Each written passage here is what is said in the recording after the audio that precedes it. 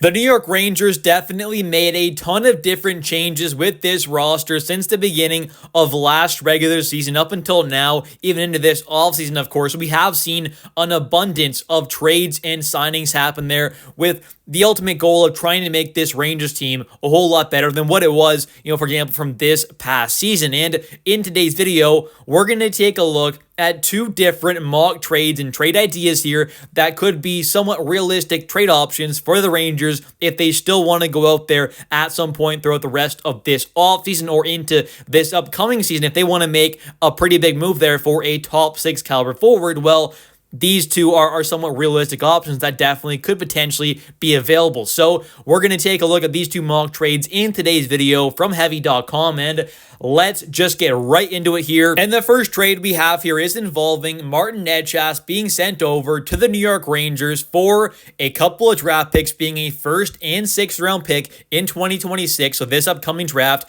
next summer, as well as prospect slash young forward Brett Berard. So a first and sixth in 2026, including Brett Berard, for Martin Necas, who is an expiring contract. And that's the big kind of question with this deal right now is if the Rangers are able to make this kind of a trade work, which I think from their side of things, they very well might end up accepting that. But the big kind of question is Martin Necas kind of really willing to re-sign back with the Rangers? And I would imagine he probably is, but that's something that the Rangers, if they're going to be giving up a first and sixth round pick, including one of their top prospects and actual NHL ready young guys as well in Brett Berard, if you're giving up all of that, you probably want some kind of an idea that you have a decent shot at least signing back Martin Necas, so you don't just end up losing him for nothing, as he will become an unrestricted free agent next summer. And with him being 27 years old, he's going to be a very kind of hot commodity on that market there, although there could be some other really big names out there like a Kyle Connor, a Jack Eichel, a Kaprizov, a Connor McDavid. There are going to be some big names out there possibly, but that's the big thing. It's possibly.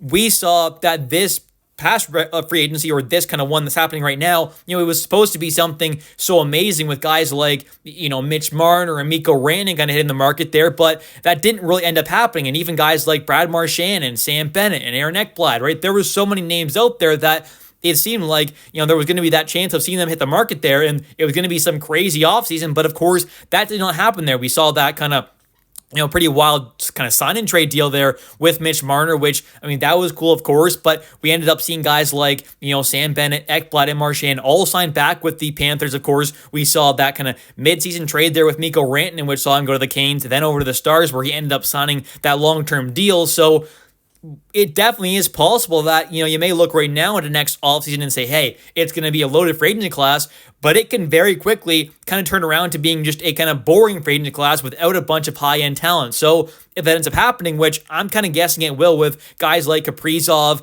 and Eichel and McDavid more than likely kind of signing extensions back, I think Kyle Connor very well could end up leaving the Winnipeg Jets, but I think the rest of those guys very well might end up re-signing back with those teams. I'm not saying I want that to happen, but that's kind of what I'm thinking will happen. So if that does, and Necas is kind of alone there with kind of Kyle Connor at the top of things, those are going to be the two guys getting paid an insane amount of money. So I think the big question with this deal is whether or not Necas will be willing to kind of sign a deal there, whether or not the Rangers kind of gets permission to talk to him and his agent. That'd be the big question there for me. But if that's the value you have to give up for someone of Martin Necas caliber, I think it's probably worth there. A first and sixth round pick, including a solid player and prospect in Brett Berard.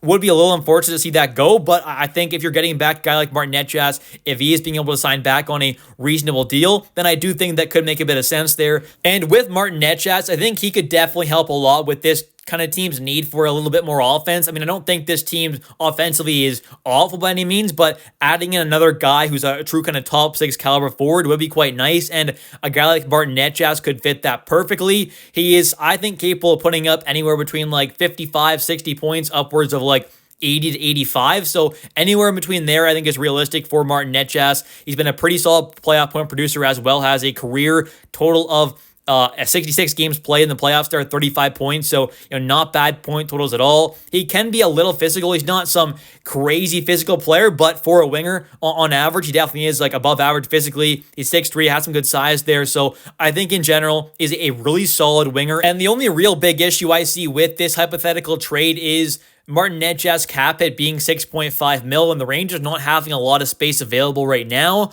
I'm assuming the Rangers, of course, wouldn't really be able to get the Colorado Avalanche to retain money because I'm sure they'd want to have that cap space open. So his $6.5 million cap, it would not be the easiest to transition over. Like, you're probably having to give up like Juuso Parssinen and a guy like Carson Soucy as well, and maybe another kind of body. Like, you have to give up some other bodies as well to make the cap work. But I think in general, if you can make it work, then that's pretty nice there because this would be a great pickup for the Rangers. And going beyond this upcoming season, though, we're going to obviously see next offseason Panarin's massive deal come off the books, or that $11.625 million contract come off the books. So beyond this upcoming season, the cap will work fine, but it's for this season right now that will be a bit of an issue.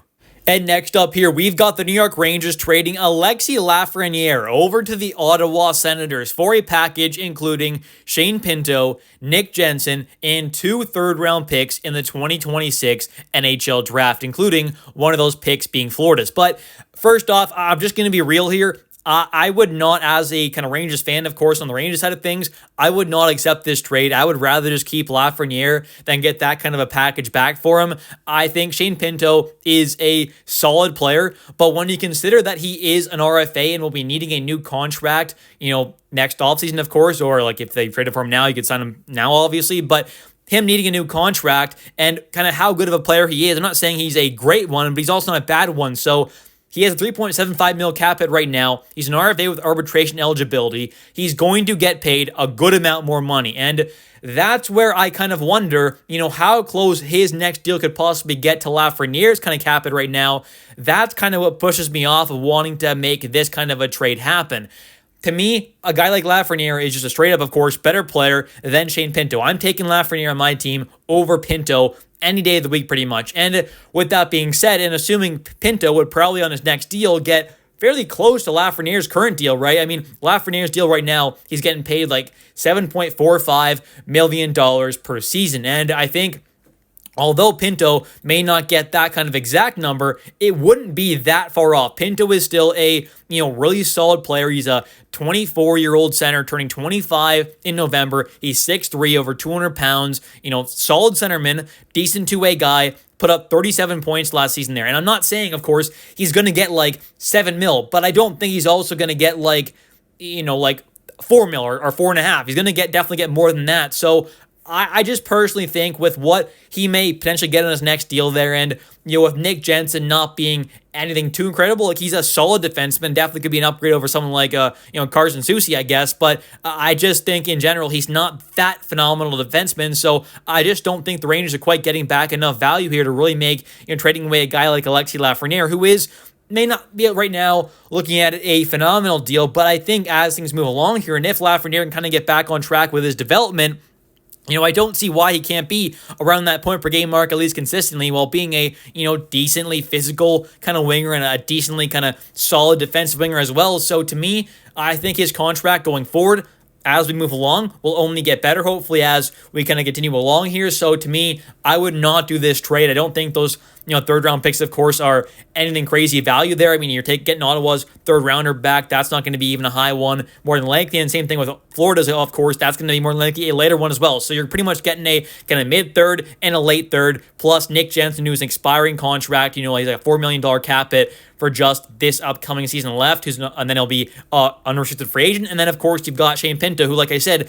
will be an RFA, but with his next deal probably being a, decent chunk closer to Lafreniere's kind of deal, to me, I'm just not quite sure it's worth it to pull a trigger on this kind of a trade. I would rather see Lafreniere go in a deal where the Rangers are really getting it kind of a more of just kind of one player back, where they're really getting that kind of a big upgrade instead of getting back a kind of package, including a kind of worse player, another kind of solid player, and then a couple draft picks. I'd rather go out there and be sending away, Lafreniere and that kind of prospect or two and that pick or two to go out there and get that real impactful star or superstar caliber player. So to me, I would decline this trade. I would accept that Martin Necas trade, though, assuming there is somewhat of a deal kind of in place there between Necas and the Rangers to kind of get that contract done, of course, because there would be that risk of possibly seeing him walk. But overall, these are interesting trade ideas there, but like I said, I would accept the Necas one and decline the Pinto one. But anyways, Thank you all so much for watching today's video. If you have enjoyed, definitely don't forget to click that like and subscribe button for daily New York Rangers content, as I do post every single day a video about the New York Rangers. And also, definitely don't forget to comment down below your thoughts on today's video. What are your thoughts on that Martin Necas trade? Would you accept it? Would you decline it? Same thing with that Shane Pinto trade. What are your thoughts on those deals there? And what kind of a trade do you think the Rangers should be making, or at least looking to make, throughout the rest of this offseason? You think they need to go out there and add in a real good, kind of much improved kind of third line center over a guy like Yusuf Parson? Do you think it should be a winger like a Martin Necas? Or do you think it should be some kind of a real big superstar? Let me know your thoughts. I'll catch you next one, and let's go Rangers.